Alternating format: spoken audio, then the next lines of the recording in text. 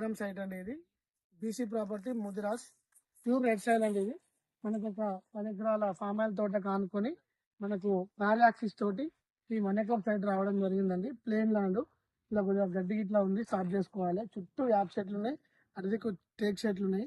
మనకు BT road నుంచి just ఒక 1.5 కిలోమీటర్ డిస్టెన్స్ లో ఈ సైట్ లోకి రావడం జరుగుతూ ఉంటుందండి.